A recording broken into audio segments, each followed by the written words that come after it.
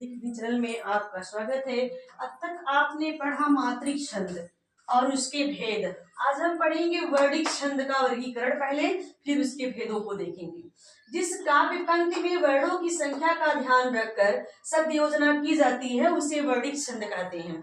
अब तक मात्रों की संख्या को गिना जा रहा था, अब हमें अक्षरों को गिनना पड़ेगा, उसे हम वर्णिक छंद कहते हैं। तो सबसे पहले वर्णिक छंद के जो भेद है उसको हम देख लेते हैं। उपेंद्र वज्रा, इंद्र वज्रा, द्रुत विलंबित, सवैया, मंदक्रांता, शार्दुल विकृत, वंशस्थ, वसंत तिलका, मालिनी, शिखरडी आदि ये वर्णिक छंद के मुख्य भेद होते हैं। अब वर्णिक छंद का जो वर्गीकरण है वह कई भागों में है। समवर्णिक छंद, अर्ध समवर्णिक छंद, विषम वर्णिक छंद, गणबद्ध वर्णिक छंद। तो यहाँ पहले हम अभी विषम तक देखते हैं। तो देखिए पहले समवर्णिक छंद, जिसके सभी चरणों में वर्णों की संख्या एक समान हो, बराबर हो, वहां पर क्या होगा? समवर्णिक छंद होगा। समवर्णिक छंद के अंतर्गत कौन कौन से छंद आते हैं ये पूछा जा सकता है कि इसमें से कौन सम छंद है, कौन समवर्णिक छंद है, कौन विषम वर्णिक छंद है, कौन अर्ध समवर्णिक छंद है। तो आप देखेंगे समवर्णिक छंद के अंतर्गत वंशस्थ, भुजंगी, भुजंग, प्रयातम, द्रुत विलंबित, मंदक्रांता, शार्दुल विकृत, वसंत तिलका, सवैया, उपेंद्र वज्रा, इंद्र वज्रा, मालिनी, शिखरडी आदि आते हैं। इसके बाद हम देखेंगे अर्धवर्णिक छंद। वह वर्णिक छंद जिसके सम एवं विषम चरणों में वर्णों की संख्या अलग अलग होती है उसे हम क्या कहेंगे? अर्ध समवर्णिक छंद। अर्ध समवर्णिक छंद के अंतर्गत मनहरण कवित्त, देवघनाक्षरी कवित्त आते हैं। इसके बाद है विषम वर्णिक छंद। दो अलग अलग वर्णिक छंदों के मेल से बने वर्णिक छंद को हम विषम वर्णिक छंद कहते हैं। अर्थात इसके प्रत्येक चरण की मात्राएं बराबर नहीं होती हैं। वो है उपजाति सवैया। अब देखेंगे एक पंक्ति में वर्णों की संख्या के आधार पर, तो एक पंक्ति में वर्णों की संख्या के आधार पर वर्णिक छंद के दो भेद होते हैं, साधारण वर्णिक छंद और दंडक वर्णिक छंद। अब साधारण वर्णिक छंद क्या होता है? जिस पंक्ति में, जिस वर्णिक छंद के एक पंक्ति में 26 तक वर्ण रहते हैं वहां पर साधारण वर्ण होता है।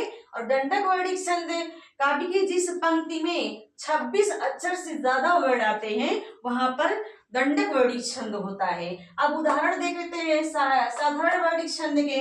वसंत तिलका, सवैया, मालिनी, शिखरडी, द्रुत विलंबित, उपेंद्र वज्रा, इंद्र वज्रा, वंशस्थ आदि ये साधारण वर्णिक छंद के क्या है? भेद हैं। अगला है दंडक वर्णिक छंद के जो भेद हैं वह है मनहरण कवित्त, रूप घनाक्षरी कवित्त, देव घनाक्षरी कवित्त आदि। आगे हम देखते हैं गणबद्ध वर्णिक छंद, जिनमें गणों का क्रम निश्चित रहता है, गणबद्ध वर्णिक छंद कहलाता है। जैसे द्रुत विलंबित, मंदाक्रांता, मालिनी, शिखरडी, सवैया, वसंत तिलका, वंशस्थ, उपेंद्र वज्रा, इंद्र वज्रा आदि। अब देखेंगे गणमुक्त वर्णिक छंद।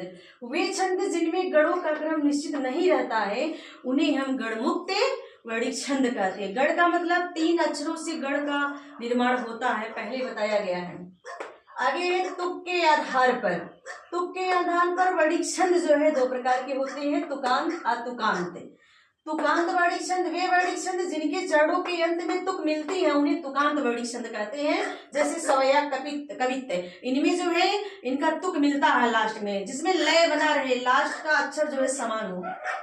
देखिए अतुकांत वर्णिक छंद वे वर्णिक छंद जिनके चरणों के अंत में तुक नहीं मिलता है अतुकांत वर्णिक छंद कहलाते हैं। मंदाक्रांता, द्रुत विलंबित आदि इनके चरणों में तुक का मिलना निश्चित नहीं होता है, मिल भी सकता है, नहीं भी मिल सकता है। आज की क्लास में हम वर्णिक छंद का वर्गीकरण ही देखेंगे। आगे हम प्रमुख वर्णिक छंद जो है उसे समझाएंगे। आप धैर्य से इसे समझें। ये क्लास 10th क्लास 12th के कोर्स में है, चाहे वह यूपी बोर्ड हो चाहे वह सीबीएसई बोर्ड हो। बाकी किसी भी परीक्षा के लिए, कंपटीशन के लिए इम्पोर्टेंट है, सब में वही आता है, छंद बदलता नहीं है। आप चैनल को ज्यादा से ज्यादा सब्सक्राइब करें, वीडियो को लाइक करें। धन्यवाद। मिलते हैं किसी और वीडियो के साथ।